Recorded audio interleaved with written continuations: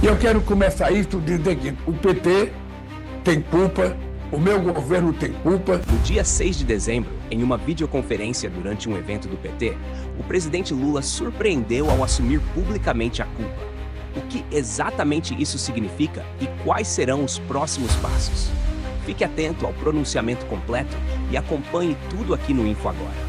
Inscreva-se no canal e ative o sininho para não perder nada sobre esse momento marcante. Antigamente, a gente julgava e insinuava que a Globo era culpada pela falta de informação da sociedade. Depois, a gente começou a ver surgir a internet. E a gente achava que quando tivesse a internet, a gente poderia fazer com que toda a sociedade tivesse as informações que a gente precisaria que ela tivesse.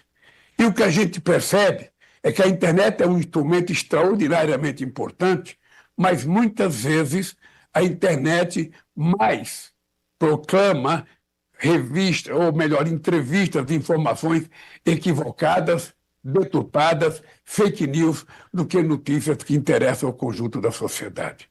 E eu quero começar isso dizendo que o PT tem culpa, o meu governo tem culpa, porque a gente não pode permitir, em nenhum momento, que alguém que pense como pensa a extrema-direita no nosso país tenha mais espaço nas redes sociais do que nós, tenha mais informações na internet do que nós e consiga projetar as suas maldades menos do que a gente consegue projetar a bondade que nós fazemos. Além disso, nós temos um problema sério que é de formação política. Ou seja, o que é formar política? Formar política é você sempre ter um espaço para que você junte trabalhadores no bairro, na fábrica, em qualquer lugar. Nós já fizemos isso. Isso não é nenhuma novidade para o PT. Nós já fizemos núcleo por categoria, núcleo por bairro, núcleo por moradia, ou seja, núcleo por igreja, núcleo por religião. A gente já fez tudo isso. E o dado concreto é que nós desaprendemos a fazer isso porque o jeito de fazer política ficou mais institucionalizado. E a gente não utiliza mais as massas para que a gente possa conseguir alcançar aquilo que nós desejamos. E nós não conseguimos sequer ter possibilidade de utilizar a internet com o poder de alcance que ela possa ter. Eu quero assumir a minha culpa, porque até hoje já estou há 2 anos no governo e a gente não conseguiu ter uma imprensa digitalizada competitiva. A gente não conseguiu. A gente não conseguiu sequer até hoje, em 2 anos de governo, fazer com que a gente tivesse, sabe, um estudo mais profundo sobre a questão digital e a gente sequer fez licitação para que a gente pudesse ter uma imprensa digitalizada altamente competitiva. O PT não tem, os nossos militantes, cada um tem a sua, cada deputado tem a sua, cada senador tem a sua, cada dirigente partidário tem a sua, mas nós não temos uma digitalização, eu diria, do PT, que pense como cabeça, tronco e membro, falando a mesma linguagem durante todo o dia para muita gente nesse país. Essa é uma coisa que nós vamos ter que levar em conta para resolver nesses 2 anos que falta para terminar o meu governo. Conversar, inclusive, fazendo licitação para que a gente tenha, sabe, a questão digital levada muito a sério, tanto pelo governo, quanto pelo nosso partido, quanto pelos nossos militantes e pelos nossos movimentos sociais. Um dia desse, eu tive acesso à rede digital de um dirigente sindical importante. Você sabe quantas pessoas assistiram a postagem que ele fazia? 9 pessoas. Eu fiz uma reunião com o movimento social, sabe, num lugar aqui importante, e quando nós fizemos o levantamento, quase ninguém acompanhava nenhuma informação do governo. Ou seja, numa demonstração de que nós não estamos organizados para fazer a revolução digital que nós precisamos para poder competir nessa coisa extraordinária que chama a rede digital. Então é uma coisa que nós estamos perdendo e nós precisamos recuperar e precisamos fazer dentro e fora do partido, dentro e fora do movimento social, para que a gente possa levar as informações corretas e adequadas para a sociedade brasileira. Uma outra coisa que é muito importante dizer para você, companheira Gleice, companheiro Paulo Camoto e delegados que estão assistindo. Eu quero dizer para vocês que nesses 2 anos de governo eu já fiz muito mais entrega de políticas públicas para a sociedade do que eu fiz nos 8 anos anteriores. Nós já entregamos muita coisa, mas muita coisa de verdade. E eu sinto, cada vez que eu viajo, cada vez que eu converso, cada vez que eu atendo o ministro, que nós não estamos entregando de forma adequada para que a sociedade tenha as informações daquilo que nós fizemos. É por isso que eu deferi de que, a partir do dia 1º de dezembro, do dia 1º de janeiro, não tem mais entrega. A partir do dia 1º é dia da colheita. A gente vai ter que divulgar corretamente o que nós já lançamos e a gente vai ter que ver se o povo está colhendo aquilo que nós anunciamos. Porque a quantidade de política que nós já anunciamos, se ela estiver sendo executada, a verdade nua e crua é que a gente poderia estar numa situação extremamente muito melhor em todos os níveis, tanto do ponto de vista do PT, quanto do ponto de vista do governo e do ponto de vista do movimento social. Então, alguma coisa precisa ser mudada para que a gente consiga fazer com que as pessoas tenham acesso àquilo que nós estamos fazendo. Seja na área rural, seja na habitacional, seja na saúde, seja na educação, seja em qualquer outra atividade, no turismo, na comunicação, ou seja, nós não estamos conseguindo colocar as coisas que nós fazemos. E essa é uma das minhas preocupações que eu quero começar a resolver nesse primeiro de ano. E quero começar a resolver junto com o partido, porque o partido também tem obrigações. O partido tem o direito de divulgar as coisas que o governo faz, ou que o PT faz, sabe, com a maior agilidade possível, para que a gente possa competir com gente que está mentindo, com gente que está colocando fake news, com gente que está toda hora criando mentiras a respeito do nosso governo. Bem, e aí, Paulo, nós voltamos à questão da organização. Você não consegue organizar a sociedade se você não tiver instrumento para você organizar. Primeiro é preciso criar as condições dos partidos a níveis municipais estarem funcionando. A sede de cada partido tem que ser um instrumento de formação política. Se a sede não funciona, se a direção não funciona, não vai ter formação política na cidade, não vai ter formação política no bairro, não vai ter formação política na vila, não vai ter na fábrica, não vai ter no banco e não vai ter no comércio. Então a gente passa a viver formando as pessoas de acordo com a quantidade de informações que ela recebe.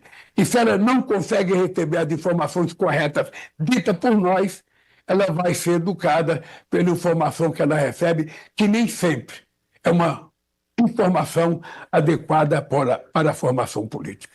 E você, Paulo, sabe disso porque você tem uma preocupação extraordinária com isso.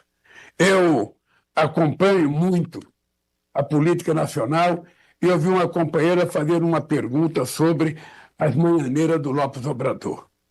E o Lopes Obrador, ele todo santo dia, das 6 horas da manhã às 8 horas da manhã, ele fazia uma entrevista todo santo dia.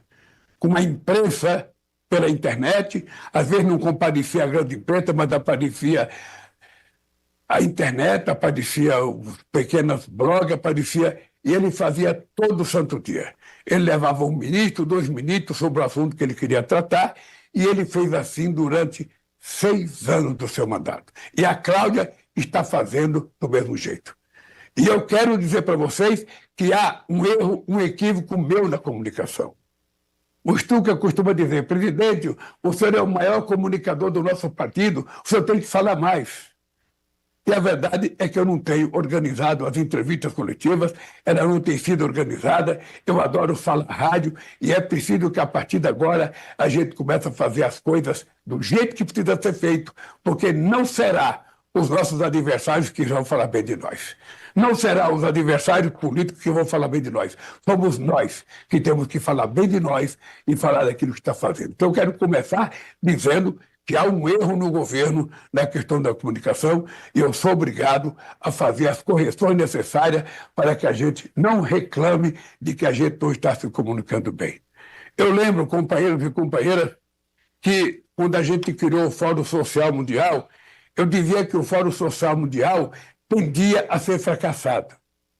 Porque o Fórum Social Mundial era um encontro maravilhoso, que você trazia gente do mundo inteiro, era como se fosse um shopping de produto ideológico. Você vendia o que você queria e comprava o que você queria, mas ninguém tinha compromisso de colocar nada em prática. Você vinha, voltava para a sua terra sem ter o que fazer no ano seguinte. No ano seguinte, era mais um encontro, todo mundo vendia os seus produtos, comprava os seus produtos e voltava sem compromisso. E assim, ninguém consegue fazer política e muito menos organizar a sociedade. Quando nós agora fizemos Aliança Global contra a Fome e contra a Pobreza, eu fiz questão de dizer no encontro, no Fórum Social, no G20 Social, de que só tinha sentido a gente aprovar a Aliança Global, e nós vamos repetir nos BRICS e vamos repetir na COP30, porque a partir do Brasil vai ter tudo participação social, é que a gente coloque em prática durante o ano seguinte tudo aquilo que for pertinente. Aliança Global contra a Fome e contra a Pobreza, tudo aquilo que for pertinente à aliança, à mudança das Nações Unidas e tudo aquilo que for em função do sistema financeiro mundial. A gente coloca, faz seminário, faz debate, faz palestra, a gente faz boletim, vai para a internet, a gente discute esse assunto, ou ninguém vai discutir. Ele vai morrer assim que terminou o G20. E vocês perceberam que o G20 foi um encontro extraordinário. É a primeira vez que a gente consegue juntar, a primeira vez que a gente consegue juntar 41 países, os presidentes dos países mais importantes do mundo, e a gente consegue aprovar 3 coisas por unanimidade, porque fazia 3 G20 que a gente não conseguia aprovar um documento. E a certeza da gente aprovar é que eu discuti. A gente não precisaria fazer uma coisa totalmente consensual. A gente teria que fazer um consenso possível. O que a gente concorda que a gente pode ter aprovado para a gente poder trabalhar.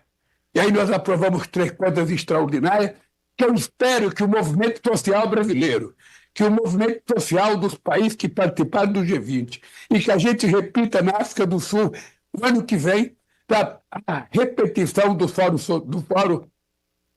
do G20 social, no BRICS a gente vai fazer BRICS social, na Copa a gente vai fazer a Copa social, para que a gente tenha política para trabalhar o ano inteiro, porque senão a gente volta para casa e a gente fica no ramo-ramo das nossas divergências internas, no ramo-ramo da disputa por cargo, no ramo-ramo da atividade parlamentar, e a gente não tem a execução de uma política que mobilize o povo trabalhador. Por isso eu quero dar os parabéns a vocês, por essa festa extraordinária que vocês estão fazendo aí, porque eu acho que discutir formação política é uma coisa extremamente importante. Eu sei os deficientes do PT, eu conheço e convivo com o PT, eu acho que hoje a gente não pode ter o partido subordinado a mandato de deputado, seja estadual, seja vereador, ou seja, é preciso que a gente tenha a base do partido se movimentando, oxalá, sabe, que ele possa se movimentar em função dos nossos mandatos. Mas se o mandato não estiver funcionando, que a nossa base tenha razão para lutar, razão para brigar, independentemente de um deputado.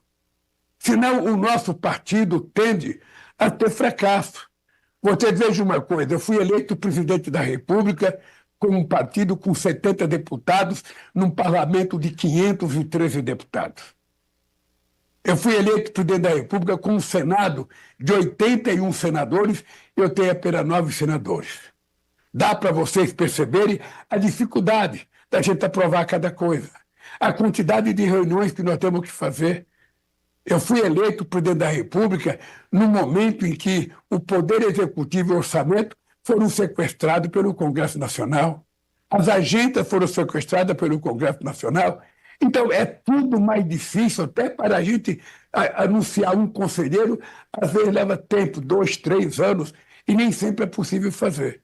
É por isso que nós precisamos organizar o partido. É por isso que a gente precisa voltar a fazer debate. É por isso que o sindicato precisa voltar a funcionar. Eu, companheiro, quero dizer para vocês que eu fui presidente do sindicato no melhor momento da história do movimento sindical brasileiro. Era uma coisa prazerosa fazer a assembleia à meia-noite, às 3 da manhã, às 6 da manhã, às 7 da manhã, às 10 da manhã, às 11, e era todo santo dia. E os trabalhadores procuravam o sindicato porque tinha motivação. Hoje, os sindicatos estão enfraquecidos, mas a classe trabalhadora continua existindo. Ela pode não ser metalúrgica, mas ela está fazendo alguma atividade em algum bairro, em alguma função. Ela existe. Ela não morreu. O que nós precisamos é descobrir um jeito de falar com essa gente outra vez, para que a gente possa voltar a nos constituir na grande representação política daqueles que não tinham nem vez e nem voz, e que foi a razão da gente criar o nosso partido. Eu quero, companheiro Paulo Camote e companheiro Gleice, dizer para vocês que eu estou muito otimista com o que vai acontecer nesse país. E quero dizer para vocês que eu fiquei mais otimista com o lançamento do programa que nós anunciamos agora, desde a isenção do imposto de renda para quem ganha até 5, até a tentativa de moralizar os benefícios públicos, porque nem tudo é correto, mas, sobretudo, da gente cobrar a renda das pessoas mais ricas. E eu vi o resultado de uma pesquisa feita pela Quest. É a primeira vez que a Quest faz uma pesquisa entre os banqueiros. E nesses banqueiros disseram que 90% deles são contra mim. E eles pensaram que eu fiquei nervoso. Não. Eu não fiquei nervoso, eu fiquei feliz porque eu já ganhei 10%, porque antes eram 100% contra mim. E é muito importante que eles digam que são contra mim, para a gente poder dizer de que lado eles estão. Quem é o candidato deles? Qual é a política social que eles querem? Qual é a política pública que eles querem? Qual é a política econômica que eles querem? Porque se a gente não fizer essa diferença, me parece que tudo é igual e nem tudo é igual nesse país. A gente continua vendo as pessoas viverem mais. A gente continua vendo as pessoas sofrerem mais. A gente continua vendo os pobres morrerem mais, os pobres serem mais analfabetos, e nós nascemos para mudar isso. E é isso que eu vou conseguir fazer, e é isso que eu acho que a gente precisa fazer no nosso debate. Eu, uma vez, fiquei muito irritado, porque o Padilha era candidato a governador aqui em São Paulo, e foi feita uma pesquisa dentro da fábrica, e o Paulo Scaff ganhava dentro da fábrica. E eu fiquei muito irritado. Eu dizia, eu não posso imaginar como é que o presidente dos empresários consegue ganhar do candidato do Partido dos Trabalhadores. E se a gente não discutir política dentro da fábrica, se a gente não discutir política dentro do comércio, se a gente não discutir política dentro do bairro, se a gente aparecer nos bairros da pena de 4 em 4 anos para pedir voto de 2 em 2 anos, nós estaremos sendo igual a qualquer partido nesse país. E nós não nascemos para ser igual, nós nascemos para ser diferente. É por isso que há o ódio estabelecido contra o PT. Por isso que há perseguição contra o PT. É por isso que teve o mensalão contra o PT. É por isso que teve a Lava Jato contra o PT. E a gente não pode aceitar essas coisas como normal. Nós estamos vendo o que aconteceu no 8 de janeiro. Nós estamos vendo a truculência dele, a tentativa de matar o Alckmin, a tentativa de matar o Alexandre de Moraes. Eu sei que agora está cheio de gente lá que está recebendo ameaça. E a gente não pode baixar a cabeça. E todo mundo tem que saber, nós queremos governar um país para todos. Mas a gente precisa dizer alto e bom som, nós precisamos dar prioridade para as pessoas mais necessitadas, para as pessoas mais frágeis, para as pessoas que ganham menos. É isso que nós vamos fazer. Foi para isso que nós fomos eleitos. E é esse país que nós queremos. E é por isso que eu estou muito orgulho. É o menor índice de desemprego na história desse país. É o maior crescimento da massa salarial nesse país. E isso não é à toa. Isso é porque tem políticas públicas para atender as pessoas. Por isso, companheiros e companheiras, eu não quero tomar o tempo de vocês. Eu só quero que vocês saibam que nós estamos devendo ao povo brasileiro. Eu, enquanto presidente da República, eu, enquanto chefe de um governo, e o nosso partido enquanto partido político. Eu queria sugerir que todo mundo voltasse a ler o manifesto do PT. Eu queria que todo mundo voltasse a pensar por que nós criamos um partido político, por que nós fizemos um manifesto, por que nós nos organizamos, por que a gente dizia que nós queremos dar vez e voz àqueles que nunca tiveram vez e voz. É porque nós nascemos para mudar a vida do povo trabalhador desse país. Nós nascemos em razão deles. Nós nascemos por eles. E é por eles que a gente vai ter que fazer as coisas corretas nesse país. E você, o que acha dessa declaração de Lula? Deixe sua opinião nos comentários.